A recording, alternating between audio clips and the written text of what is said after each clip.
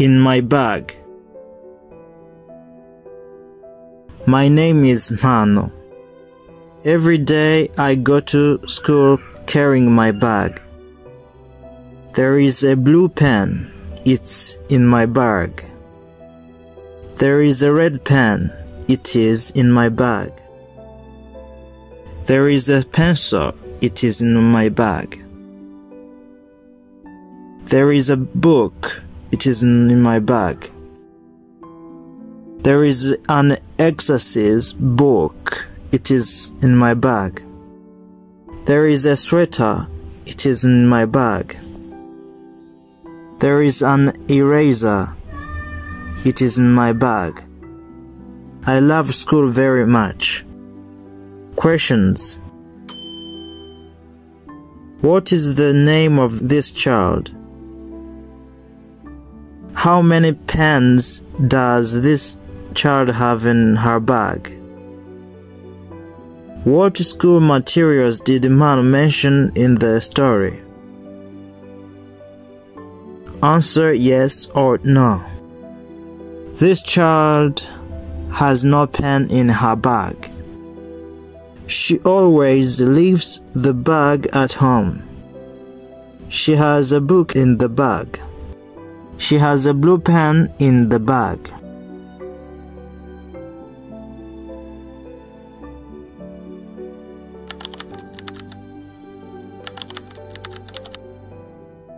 Dans mon sac.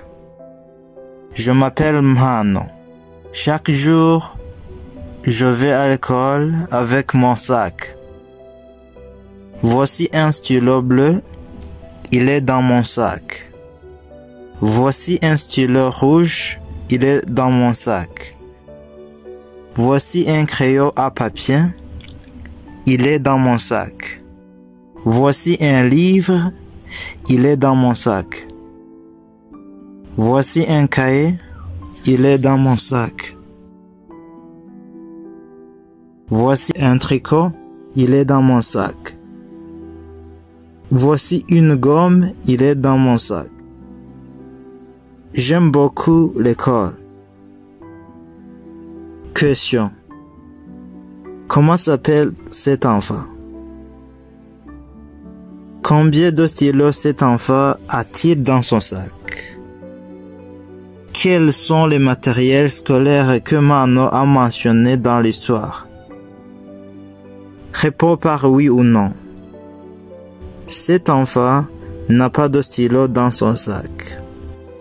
Il laisse toujours son sac à la maison. Il a un livre dans son sac. Il a un stylo bleu dans son sac.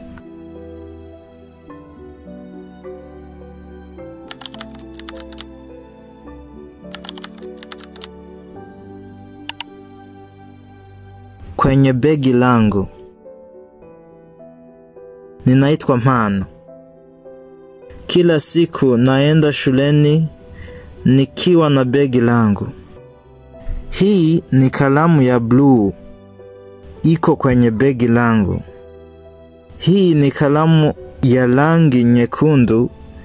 Iko kwenye begi langu. Hii ni pencil. Iko kwenye begi langu. Hiki ni kitabu. Kiko kwenye begi langu. Hii ni daftari. Iko kwenye begi langu. Huu ni sweta. Uko kwenye begi langu. Hiki ni kifutio. Kiko kwenye begi langu. Ninapenda sana shule. Maswali. Mtoto huyu anaitwa nani? Mtoto huyu ana kalamu ngapi kwenye begi lake? Ni vifaa gani vya shule ambavyo Mano ametaja katika hadithi? Jibu ndio au hapana. Mtoto huyu hana kalamu kwenye begi lake. Kila mara huacha begi nyumbani. Ana kitabu kwenye begi. Ana kalamu ya rangi ya bluu kwenye begi.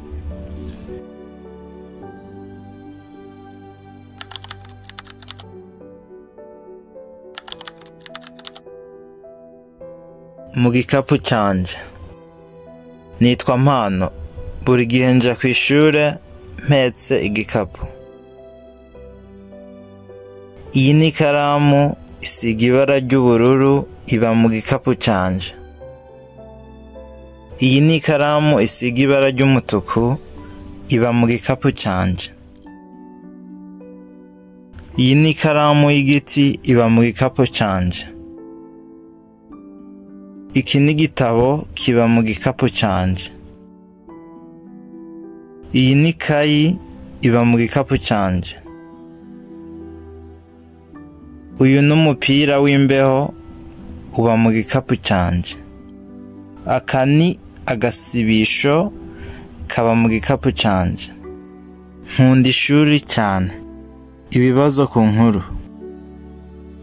Uyu mwana yitwa nde? Uyu mwana afite amakaramu angahe mu gikapu? Ni ibihe bikoresho by'ishuri ufite? Mpano yavuze mu nkuru.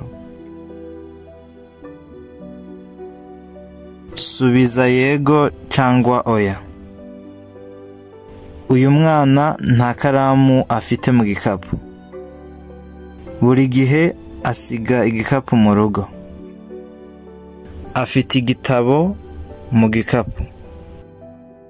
Afite ikaramu isiga ibara ry'ubururu mu gikapu.